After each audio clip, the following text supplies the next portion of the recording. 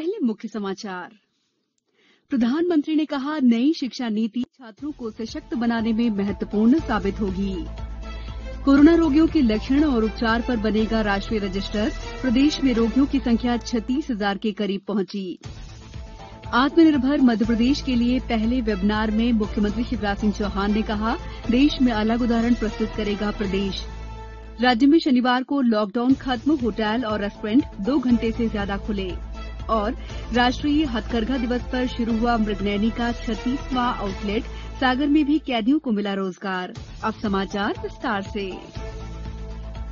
प्रधानमंत्री नरेंद्र मोदी ने आज कहा कि नई शिक्षा नीति छात्रों को सशक्त बनाने में महत्वपूर्ण साबित होगी। राष्ट्रीय शिक्षा नीति के बारे में एक सम्मेलन को संबोधित करते हुए उन्होंने इस नीति के समग्र कार्यान्वयन पर जोर दिया। प्रधानमंत्री ने कहा कि सम्मेलन से नई शिक्षा नीति के बारे में और अधिक जानकारी मिलेगी, जिससे इसके बेहतर कार्यान्वयन में मदद मिलेगी। शिक्षा नीति में आमूलचूल परिवर्तन की आवश्यकता का उल्लेख करते हुए प्रधानमंत्री ने कहा कि देश की शिक्षा व्यवस्था वैश्विक स्तर की होनी चाहिए। उन्होंने कहा कि नई शिक्षा नीति नए भारत के निर्माण की नींव रखेगी। प्रधानमंत्री मोदी ने कहा कि जहां एक ओर छात्रों और युवाओं को वैश्विक स्तर बनाए रखना है, वहीं उन्हें अपनी जड़ों को भी नहीं भूलना है। उन्होंने कहा कि क्षेत्रीय भाषाओं में शिक्षा से छोटे बच्चों को लाभ होगा। केंद्र सरकार कोविड-19 से संबंधित एक राष्ट्रीय रजिस्टर बनाने जा रही है।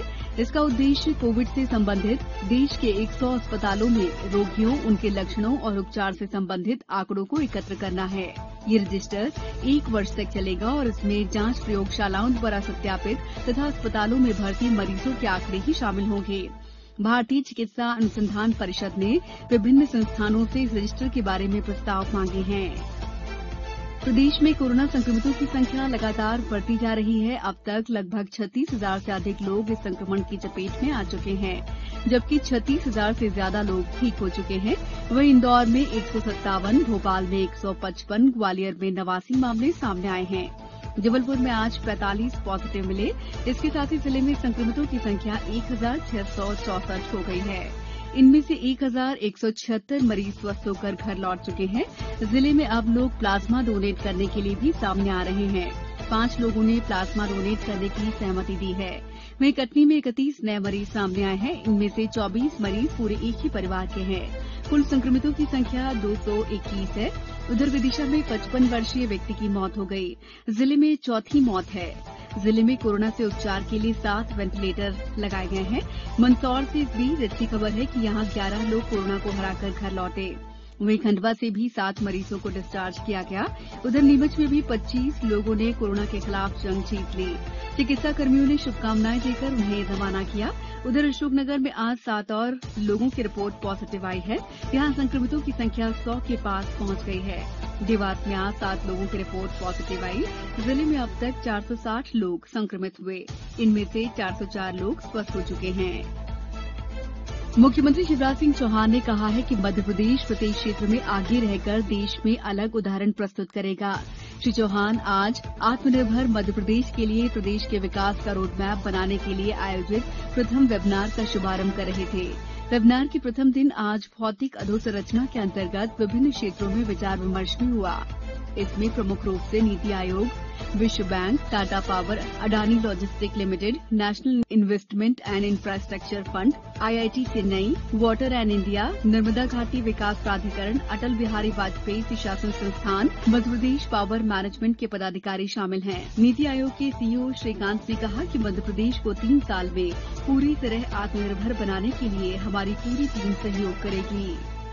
74वें स्वतंत्रता दिवस के अवसर पर हमारी विशेष श्रृंखला में आज सुनिए केंद्र सरकार द्वारा देश के प्रत्येक ग्रामीण परिवार को वर्ष 2024 तक हर घर जल के लक्ष्य के अंतर्गत सुरक्षित और समुचित जलापूर्ति के लिए जल जीवन अभियान पर विशेष रिपोर्ट। देश में करीब 19 करोड़ परिवार हैं, जिनमें से केवल 24% परिवारों तक ही नल से जलापूर्ति की जा रही है।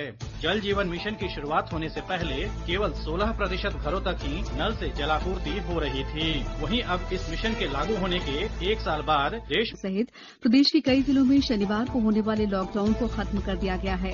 अब सिर्फ रविवार को लॉकडाउन रहेगा। इसके अलावा होटल और रेस्टोरेंट भी रात 10 बजे तक खुलने लगे हैं। पहले सरकार ने इन्हें 8 बजे तक ही खोलने की अनुमति दी थी।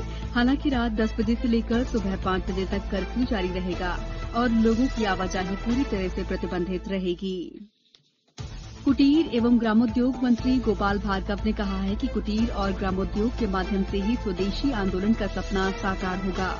श्री भार्गव ने ये बात भोपाल में राष्ट्रीय हथकरघा दिवस के अवसर पर वल्लभ भवन में हस्तशिल्प विकास निगम द्वारा संचालित मृगनयनी शोरूम के 36वें आउटलेट के लोकार्पण अवसर पर कही। उधर केंद्रीय जेल सागर में हथकरघा को बढ़ावा देने के लिए हथकरघा केंद्र की स्थापना की गई है।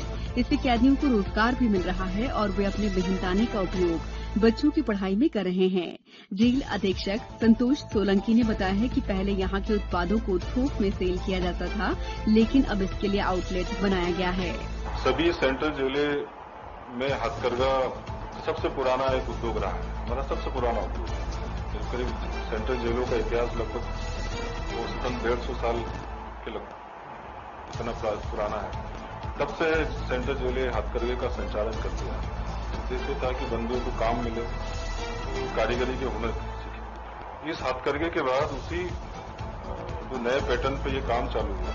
हथकरघा के जो मशीनें भी नए डिजाइन और स्तर के रही, तो और बाजार से जो हमारा आउटलेट बना, जो बिक्री है, उनकी कारीगर है, कुशल प्रशिक्षक आने लगे। तो बंगाल की खाड़ी में सिस्टम बनने के बाद एक बार फिर मानसून के सक्रिय होने से राज्य के मंडला, होशंगाबाद और खरगोन में जोरदार बारिश हुई। झाबुआ जिले में तेज बारिश होने से जनजीवन प्रभावित हुआ है। वहीं अशोकनगर, छिंदवाड़ा, हरदा सहित करीब आधा दर्जन स्थानों पर रुक रुक कर बारिश हो रही है। भोपाल स्थित मौसम विज्ञान केंद्र के वैज्ञानिक उदय सरवटे ने बताया है कि बंगाल की खाड़ी में कम दबाव का क्षेत्र बनने से प्रदेश की मौसम की गतिविधियों में परिवर्तन आया है। उन्होंने बताया कि अगले 10 अगस्त तक मौसम का मिजाज अभी ऐसा ही बना रह सकता है। राजधानी भोपाल में भी आज दिन भर आसमान में बादल छाए रहे और रुक रुक कर बारिश हुई। अब कुछ समाचार संक्षेप में। डॉक्टर प्रदीप कुमार जोशी ने आज संघ लोक सेवा आयोग यूपीएससी के अध्यक्ष का पदभार संभाल लिया। श्री जोशी 2015 में सदस्य के रूप में आयोग में शामिल हुए थे। जबलपुर में रोको टोको अभियान के तहत मास्क न लगाने और सोशल डिस्टेंसिंग का पालन न करने वाले 284 लोगों के खिलाफ चालानी कार्रवाई की गई है। इन लोगों से 56,000 से ज्यादा जुर्माना भी वसूला गया है। मंडला के कान्हा टाइगर रिजर्व में हाथी रिजर्वेशन के तहत कैंप का आयोजन 12 अगस्त तक किया गया है। इसमें हाथियों के स्वास्थ्य की देखभाल की जाएगी। होशंगाबाद में आयुष विभाग द्वारा कोरोना संक्रमितों को काढ़े का निःशुल्क वितरण किया जा रहा है। साथ ही मरीजों को ध्यान और योगाभ्यास के लिए प्रेरित किया जा रहा है। बैतूल जिले के मुल्ताई थाना क्षेत्र में 2 दिन पूर्व भारी बारिश के बीच रपटा पार करते समय आई बाढ़ में पानी के तेज बहाव में बहे 3 युवकों में से 2 के शव आज बरामद किए गए हैं। एक का शव कल ही बरामद किया जा चुका था। शिवपुरी के पिछोर में पुलिस ने डॉक्टर अंबेडकर की मूर्ति को तोड़ने वाले आरोपी को गिरफ्तार कर लिया है। आरोपी नाबालिग है। अंत में मुख्य समाचार एक बार फिर। प्रधानमंत्री ने कहा